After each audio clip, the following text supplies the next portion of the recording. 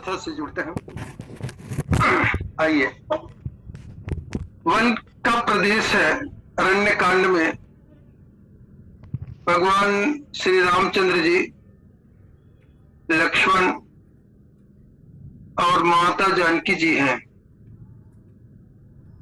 गोदावरी नदी के किनारे जब गिद्धराज से भेंट होती है, उसके बाद आगे निकलते हैं। प्रसंग में एक बार प्रभु सुख आसीना, लक्ष्मण बचन कहे अवसल हीना। सुर नर मुनि से चराचर स्वामी, मैं पूछो निज प्रभु की नहीं। मोहि समझाए कहो सुदेवा, सप्त जी करो चरण रज सेवा। कहो ज्ञान विराग और माया, कहो भगति जो छोड़े उदाया। ईश्वर जीव भेद प्रभु सकल, कहो समझाए जाते हो चरण रति, शोक मोह भ्रम जाए। सबसे पहली बात संत शिरोमणि के द्वारा ये कहा गया कि सब शांत अवस्था में बैठे हुए हैं। वन का प्रदेश है, लक्ष्मण जी हैं, भगवान श्री रामचंद्र जी हैं और भक्ति स्वरूपा माता जानकी हैं। और ऐसे अवसर पर लक्ष्मण जी पूछना चाहते हैं, लक्ष्मण वचन कहू छलहीना। लक्ष्मण जी देखो जीवाचार्य हैं, वो जीव का प्रतिनिधित्व कर रहे हैं और लक्ष्मण जी जो करेंगे और जो जिज्ञासा प्रकट करेंगे और जिस प्रकार से वो आचरण करेंगे वो अनुकरणीय होगा। समस्त जीव मात्र के लिए वह अनुकरणीय होगा। इसलिए लक्ष्मण को बहुत ही सतर्क रहना पड़ेगा। और संत शिरोमणि कहते हैं कि लक्ष्मण वचन कहो छलहीना। तो अभिप्राय दूसरा ये होता है कि ये यदि पत्रकारों की बात से पूछा जाती, इसके पहले क्या छल पूर्वक बोलते थे, बात तो ये आती है। तो लक्ष्मण जी कभी छल पूर्वक बात नहीं किए हैं। लक्ष्मण जी कभी भी बात की है तो निश्चलता का ही परिचय दिया है। वो बालकांड में भी जब राजा जनक के प्रति बोले हैं, परशुराम से बोले हैं, तो कहीं उन्होंने छल और प्रपंच को एक क्रंच मात्र भी स्पर्श नहीं किया है। तोड़ो छत्र के दंड जिमि तो प्रताप बलनाथ, जो न करो पर ऊपर शपथ करना धरो धुआ। बिल्कुल एक प्रतिशत भी कहीं छल का उन्होंने स्पर्श नहीं किया है। तो फिर यहाँ पर ये छल वाली बात क्यों? लक्ष्मण वचन कहो छलहीना, ऐसा क्यों? एक दूसरी बात क्या है, उन्होंने जो पूछा उसमें 5 प्रश्न हैं। कहो ज्ञान विराग और माया। हे भगवान, आप मुझे ये बताइए, ज्ञान क्या है, वैराग्य क्या है और माया क्या है? कहा वो भक्ति जो छोड़े उधाया, वो भक्ति क्या है जिस पर आप दया करके इस संसार सागर से जीव को बंधन मुक्त कर देते हैं। और उन्होंने वो अंतिम प्रश्न किया, ईश्वर जीव भेद प्रभु सकल कहु समुदाय, जाते होई चरण रति शोक मोह भ्रम जाए। तो ईश्वर जीव भेद प्रभु सकल कहू समझाए। ईश्वर और जीव में क्या भेद है भगवान, आप सकल ये सब बात को समझा करके मुझे कहिए। और जाते होई चरण रति शोक मोह भ्रम जाए, जिससे आपके चरणार बिंद में मेरी प्रीति तो है ही है। अब इसका दूसरा अभिप्राय यह भी है, जाते हुए चरण रति, मैंने अब तक चरण रति नहीं था क्या? ऐसे नकारात्मक प्रश्न करने से तो हम लोग खुद झंझट में फंसेंगे, कोई अभिप्राय नहीं है इसका। तो जाते हुए चरण रति शोक मोह भ्रम जाए, जिससे शोक मोह और भ्रम चला जाए। अब ये शोक क्या है, मोह क्या है और भ्रम क्या है और उसके स्थान क्या है, कहाँ कहाँ होता है? ठीक उसी को भगवान परिभाषित करते हुए, थोड़े माह सब कहो बुझाई, सुनो तात मति मन चित लाई। ये बुझाई शब्द बड़ा सार्थक है। कैसे सार्थक है बुझाई शब्द? लक्ष्मण जी कहते हैं मोहि समझाए कहो, मुझको समझा करके कहो। और भगवान कहते हैं मैं बुझा करके कहूंगा। तो समझाना के साथ कई जगह स्थान पर बुझाना शब्द जुड़ा हुआ रहता है। मैं इस आदमी को समझा बुझा के भेजा था, लेकिन वहां जाके फेल हो गया, असफल हो गया, नहीं कर पाया। तो समझा और बुझा के मतलब मैं समझाया था वो क्या था, सैद्धांतिक था। बुझाया था ये मतलब क्या था, वो उसका प्रायोगिक था, प्रैक्टिकल। दोनों तरह से मैं उसको जब अनुभव करा दिया, समझाना मैंने कहना या मुख्य रूप से मौखिक रूप से समझा देना, लेकिन बुझाना मैंने उस बात को परम सत्य है इस बात तो उसको ज्ञान करा देना, और उसके बाद फिर उसमें कभी संशय की गुंजाइश ना हो, इसको कहेंगे बुझाना। तो थोड़े हो मह सब कहो बुझाई। अच्छा, भगवान की एक बात बहुत विचित्र से लगती है कि भगवान जब केवट के पास गए तब भी कहते हैं हो तो विलंब उतारो पारू। अरे 14 दिन में हुआ है, अभी 14 साल बिताना है जंगल में जंगल में अभी 14 वर्ष बिताना है और 14 दिन नहीं हुआ है, वो होत विलंब उतारो पारू ये बोलते हैं भगवान। अरे कितना जल्दी जल्दी करते रहोगे, अभी 14 वर्ष बीतना है। तो ये भगवान ये क्यों थोड़े हो मह सब कहो बुझाई, थोड़े में क्यों, ये इसको विस्तार से कहने में क्या आपत्ति है? विस्तार से कहना है क्योंकि जंगल का ही प्रसंग है।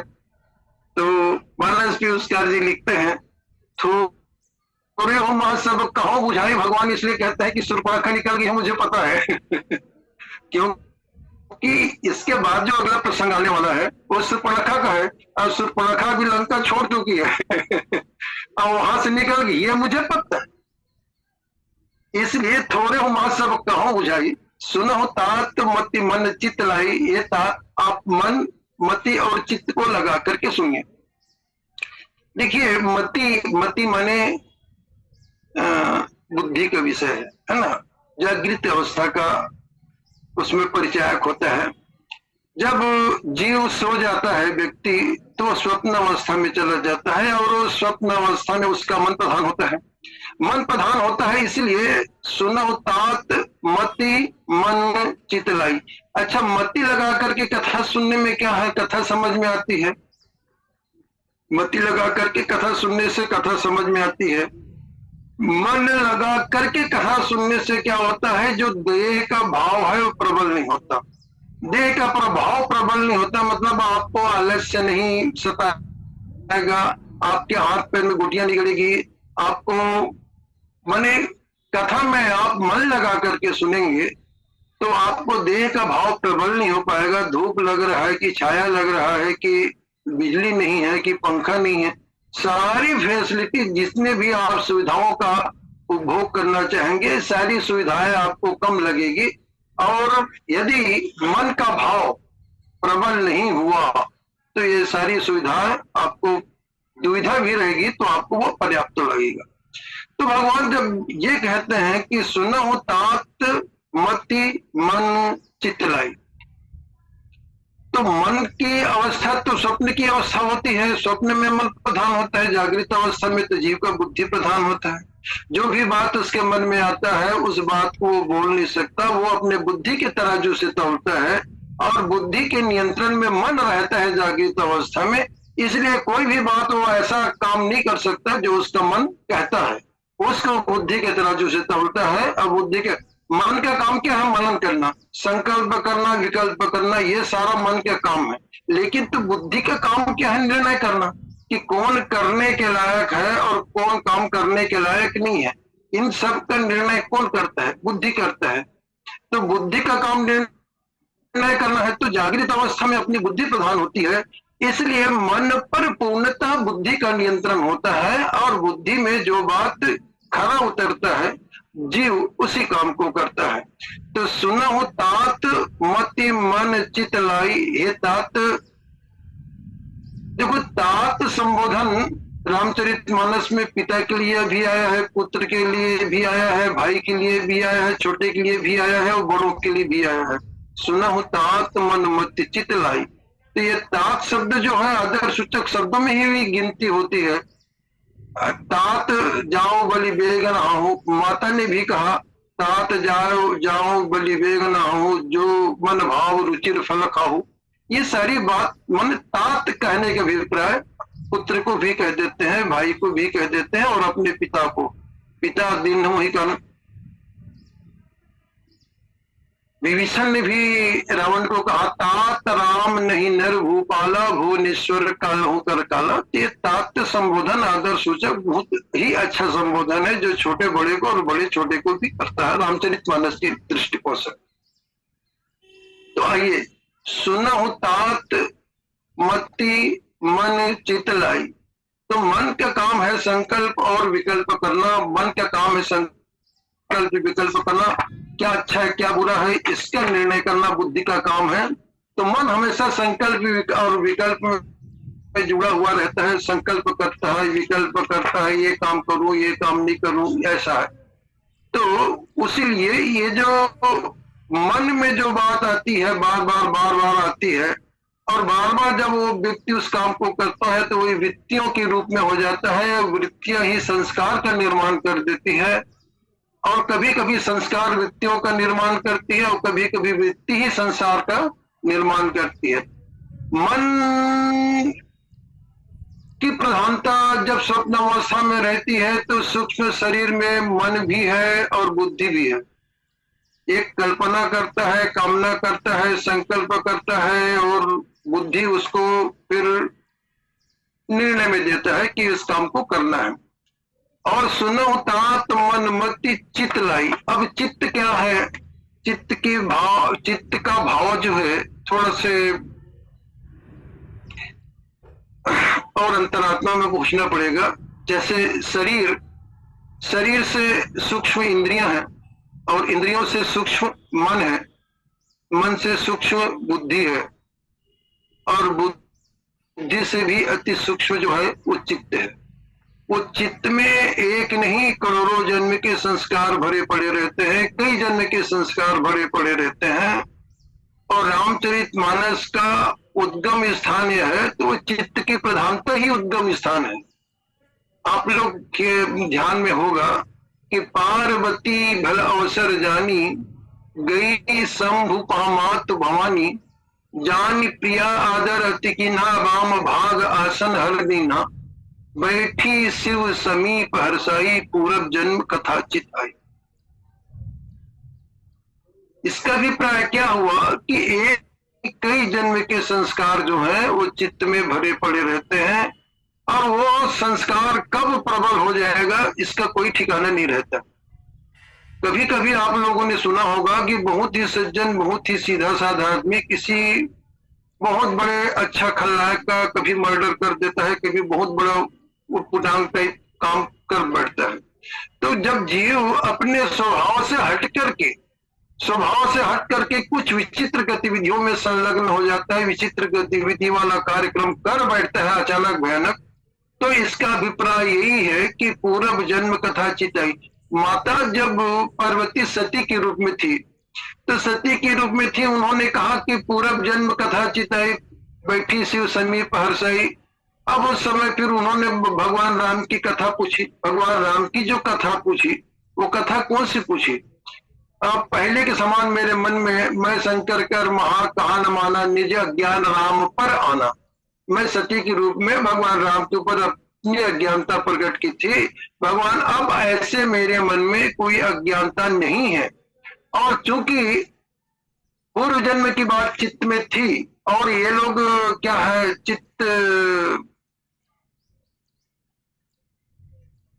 चित्त की अवस्था क्या है कि ये अष्टांग योग के द्वारा भी जीव साधना के मार्ग में पहुंच करके अपने चित्त की अवस्था में पहुंच जाता है। यम नियम आसन प्राणायाम प्रत्याहार धारणा ध्यान और समाधि, ये जो अष्टांग योग है वो समाधि के सब सोपान है, समाधि के स्तर है, समाधि की सीढ़ी है।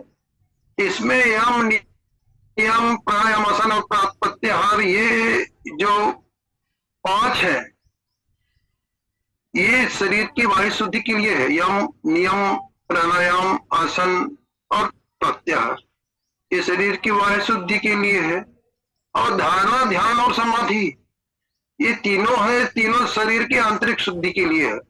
तो धारणा ध्यान और समाधि, समाधि में क्या होता है? समाधि की अवस्था में जब मनुष्य ईश्वर के चिंतन में लगा रहता है और ईश्वर के चिंतन में लगे वो पूर्णतः ईश्वर में एकाकार हो जाता है, और उसको फिर इस संसार में क्या हो रहा है, संसार की समस्त गतिविधियां उनके लिए शून्य हो जाती है, क्योंकि उसका जो जोड़ है, योग है, उसका जो लिंक है वह ईश्वर से जुड़ जाता है।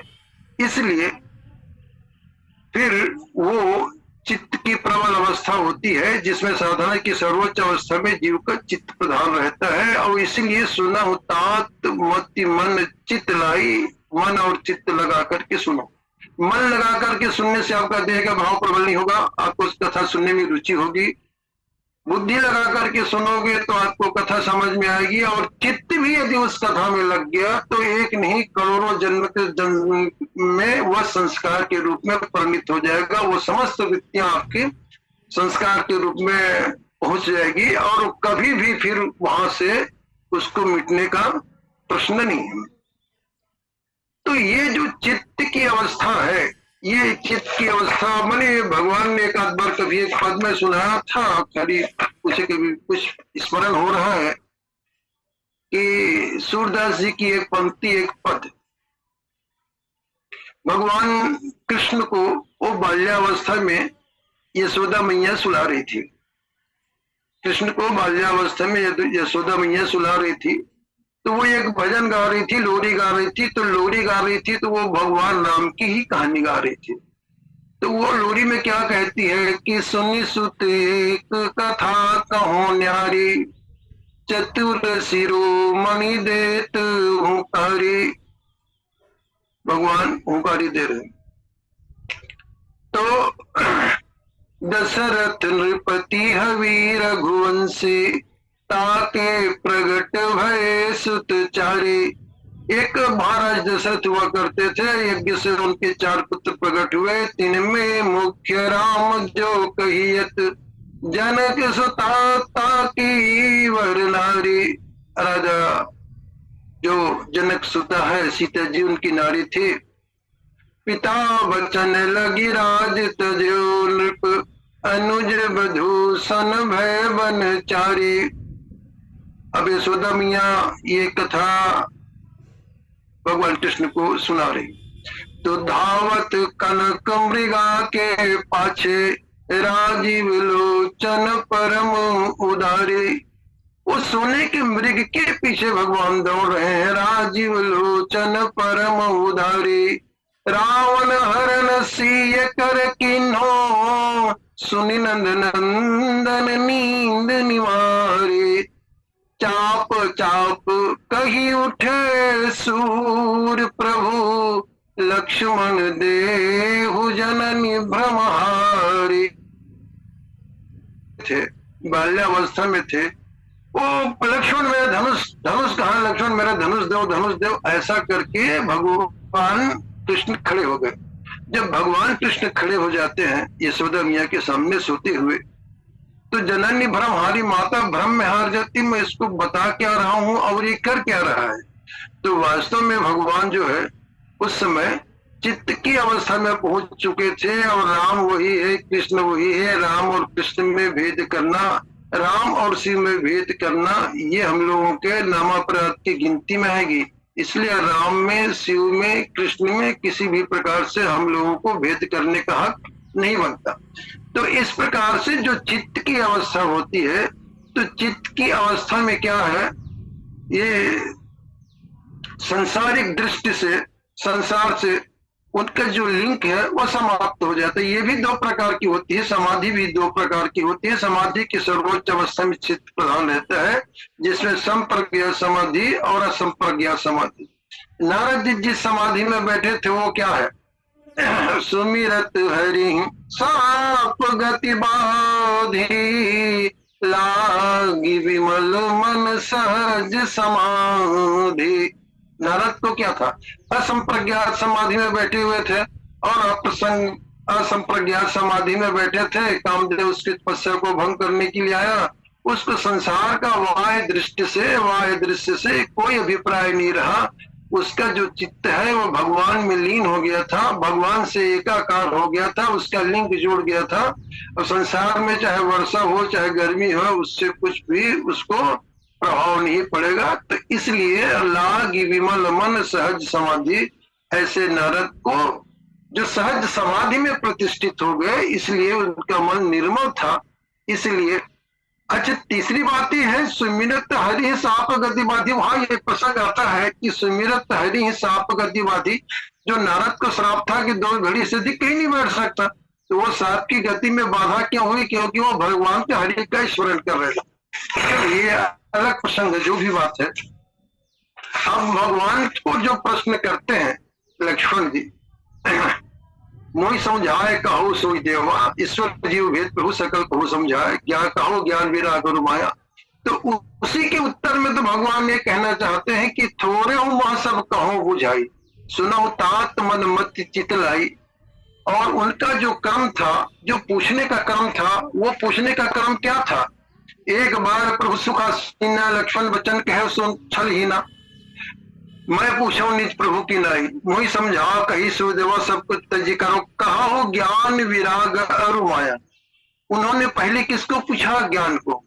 उसके बाद किसको पूछा? वैराग्य को। उसके बाद किसको पूछा? माया को।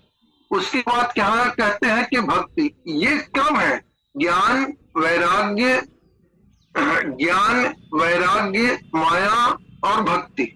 और उसके बाद जो इनका अंतिम प्रश्न था कि ईश्वर जीव भेद प्रभु, ईश्वर और जीव में क्या भेद है, सकल कहो समझा। ये तो वो पूछने के क्रम में पहले था ज्ञान।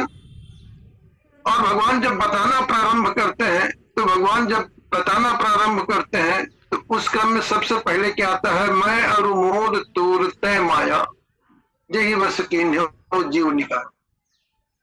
मैं और मोर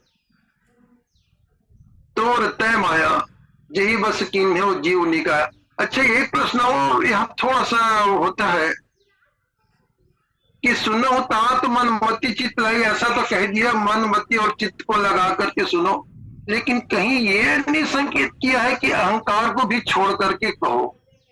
ये कहीं नहीं संकेत किया है, ये कहीं संकेत नहीं किया है। इसलिए ऐसा लगता है कहीं कहीं कि ये जो सुनो कहा तो सुनना, ये तो श्रवण का काम है, मनन होता है इससे, सुनो से सुनता है। मन मति चित लाए, मन से वो मनन करता है। और श्रवण और मनन दोनों में जब वो सफलता प्राप्त कर लेता है तो निधिध्यासन तक पहुंच जाता है। ये बात ठीक है, लेकिन अहंकार को छोड़ करके सुनो, ये प्रश्न नहीं किया था। ये भगवान ने ये बात नहीं बोले थे। और इसका अभिप्राय ऐसा लगता है कि लक्ष्मण जी ने जो प्रश्न किया है, तो लक्ष्मण वचन कहो छल ही ना, यही पर छल ही ना शब्द का अर्थ ये आता है कि लक्ष्मण जिज्ञासु भाव से पूछ रहे हैं, अहंकार का त्यागन करके पूछ रहे हैं। पूज्यपाद किंकर जी से बहुत से लोग पूछते थे, किंकर जी से बहुत से लोग प्रश्न करते थे कि महाराज जी आप ये बताइए कि वो श्रवण कुमार के माँ बाप का क्या नाम था। और रामचरितमानस में एक बात ये कह दी कि जय हम अवध कवन मोला आई नारी है तो प्रिय बंधु गवाई, जो जनते हो बन बंधु बिछो पिता वचन मनते हो नहीं को। तो किंकर जी सबसे पहले पूज्य बात किंकर जी ये बात तो बोलते थे कि यदि ये प्रश्न तुम लोग पूछना चाह रहे होगे तो कृपया ये प्रश्न न करो। देखो, जब जिज्ञासु बन करके जीव प्रश्न करता है, जीव जिज्ञासु बन करके प्रश्न करता है, तो उस प्रश्न का उसको उत्तर नहीं मिलता तो बहुत ही ज्यादा दुखी होता है, वो दुखी होता है। और आदमी एक आरोपित प्रश्न, ये पूरे छत्तीसगढ़ पूरे हिंदुस्तान में ये प्रश्न घूम रहा है, श्रवण कुमार के माँ बाप का नाम क्या था। अब हम उसके माँ बाप का नाम भी बता देंगे तो उसको दादा का नाम पूछोगे, ये तो कोई सर पैर वाली कोई बात ही नहीं है, ये कोई सर पैर का प्रश्न नहीं है, ये प्रश्न कोई जिज्ञासा का प्रश्न नहीं है, ये प्रश्न कहीं कोई जिज्ञासा का नहीं है। यदि आपको रामचरितमानस पढ़ते और आपको सार्थकता लगती तो कोई आरोपित प्रश्न ना करके तुम्हारे मन में जो प्रश्न उत्पन्न हुआ है, तुम्हारे बुद्धि में जो प्रश्न उत्पन्न हुआ है उसको आप कहते, तो ये आपकी जिज्ञासा भरी आपका प्रश्न होता। लेकिन आपके प्रश्न में तो जिज्ञासा है ही नहीं, और उल्टे वो प्रश्न करते हैं और प्रश्न करने के बाद बोलता है कि मैं बहुत से लोगों से प्रश्न किया हूं लेकिन कोई मेरे इस प्रश्न का उत्तर नहीं दे पाया, कोई मेरे इस प्रश्न का उत्तर नहीं दे पाया। और अपना इतना बड़ा अहंकार पाल लेता है, अरे मैं बड़े बड़े विद्वानों से पूछा लेकिन किसी ने ये उत्तर देने के लिए अपने आप को सक्षम नहीं पाया। अरे अब ये बताओ, ये कोई प्रश्न है? कोई बिना बिना सर पैर का प्रश्न है? ये जिज्ञासु होने का प्रश्न नहीं है। और जिज्ञासु होने का प्रश्न होता है, जिज्ञासु होने का प्रश्न होता है। जैसे भरद्वाज जी ने कहा, भरद्वाज जी ने जो प्रश्न किया, राम कवन मुनि पूछो तो ही, कहो बुझाई कृपा निधि मोही। एक राम अवधेश कुमारा, तिनकर सुयस विदित संसारा। विरह विकल दुख सहे अपारा, भयो रो शरण रावण मारा। और प्रभु श्री राम की जप अपर कोई, जाहि जपत त्रिपुरारी। कृपा धाम सर्वज्ञ तुम कहो सुमति अनुसार। तो अभिप्राय ये था कि वास्तव में ये जो दशरथ नंदन राम है और निराकार निर्गुण ब्रह्म राम है, इसमें कोई भेद है क्या? ये जो प्रश्न है तो प्रश्न की सार्थकता है। और भोलेनाथ तो सबसे पहले पार्वती जी से जब कथा कहना प्रारंभ किए, एक चौपाई की कहते हैं, जिसको मैं बार बार कहा करता हूँ कि राम अतर्क बुद्धिमन बानी, मत हमार अस सुनहु भवानी। अब राम कौन है? ये मन और बुद्धि और तर्क का विषय नहीं है, और मेरे मन बुद्धि और तर्क से ऊपर की वस्तु।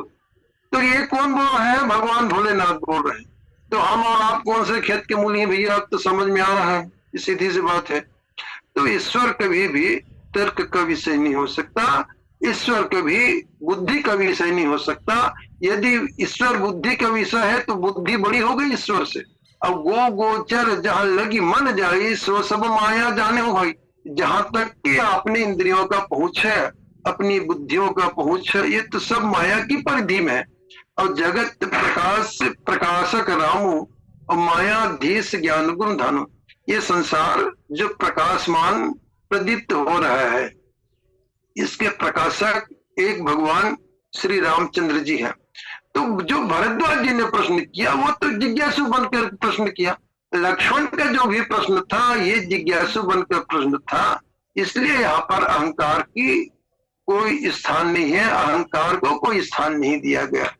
और इसलिए कहा, थोड़े उमा सब कहो बुझाई, सुनो तात मति मन चित लाई। मति मन और चित्त को लगा करके सुनो। ठीक, यहाँ अहंकार का प्रवेश नहीं है, अहंकार का प्रवेश नहीं है। तो उन्होंने जो 5 प्रश्न किया और 5 प्रश्न करने के बाद भगवान जब उत्तर देते हैं तो वही थोड़े उत्तर देते हैं। गो गोचर जहां लगी मन जाई, सो सब माया जाने भाई। मैं और मोर तोड़ते माया, जही बस कीन्हु जीव निकाया। तही कर भेद सुनो तुम देवो, विद्या पर अविद्या दो। मैं और मेरा, मैं और मेरा, ये 2 शब्द जो है, उस दिन महाराज से चर्चा हो रही थी, श्रद्धे पीलाराम महाराज से।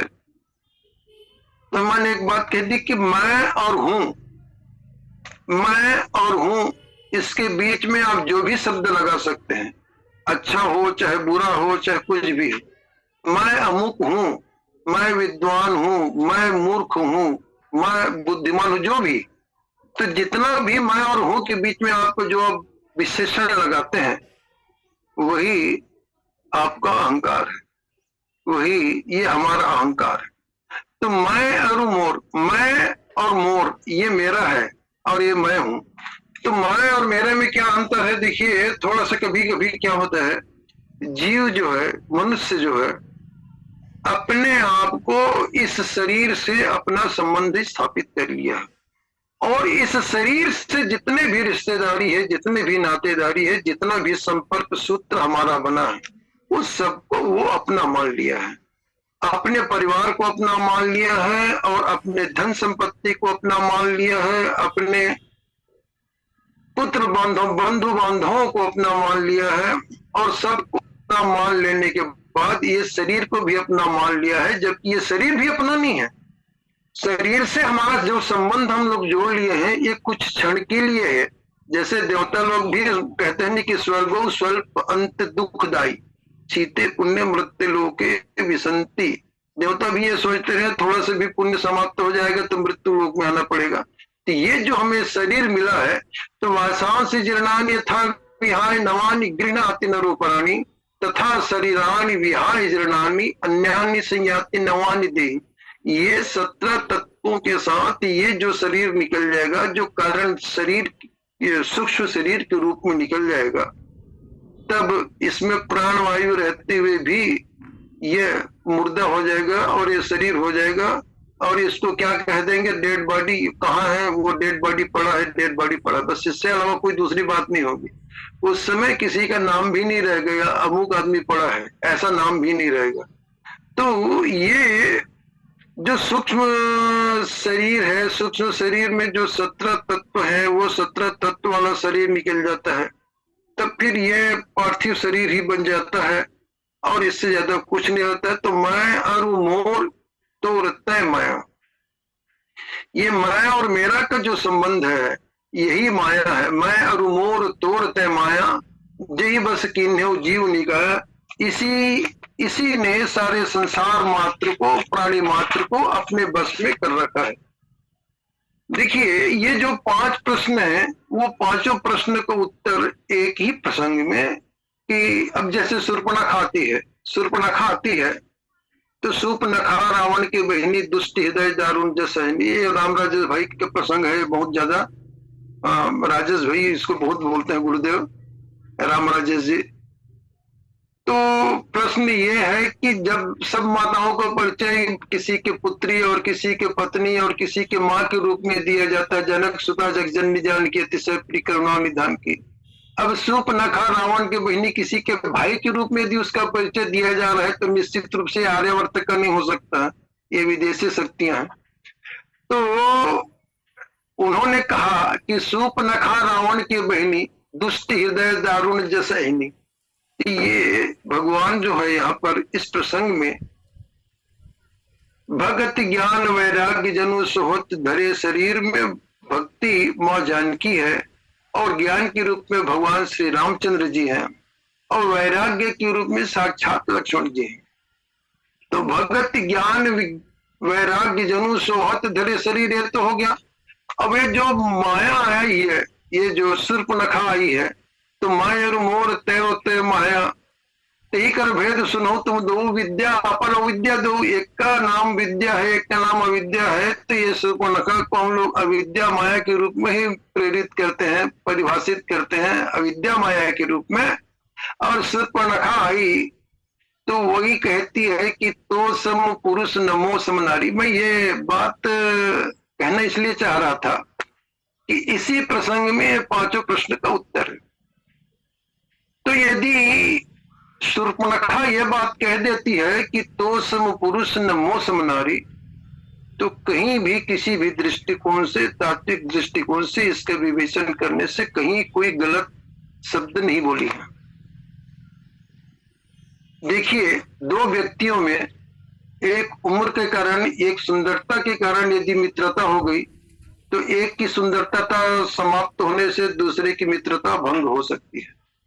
2 व्यक्ति में यदि धन में समानता होने के कारण मित्रता हो जाती है, तो एक निर्धन हो गया तो मित्रता समाप्त हो जाती है। लेकिन दोनों व्यक्ति में यदि दोनों का उद्देश्य समान हो, दोनों का यदि उद्देश्य समान हो, तो उसमें जो मित्रता होगी वो मित्रता बहुत ही गाढ़ी रहेगी।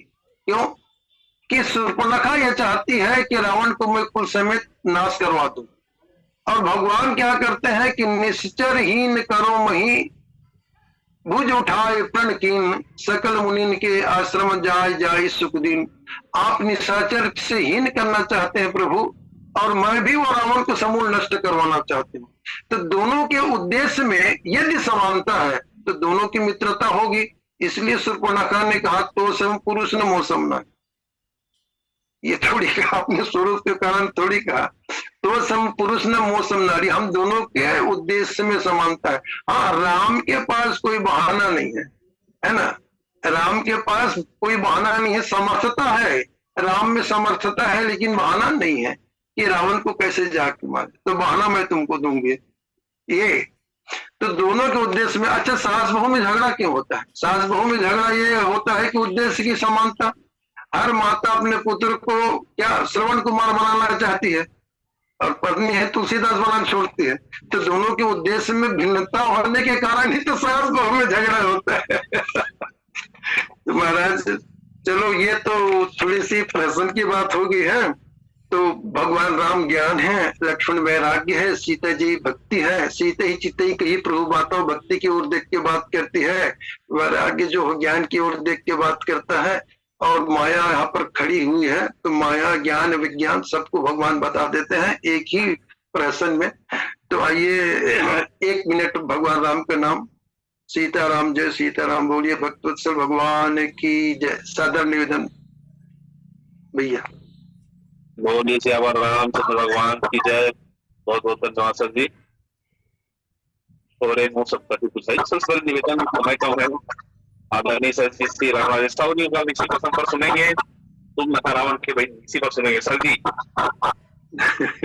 हाँ अवश्य सर जी।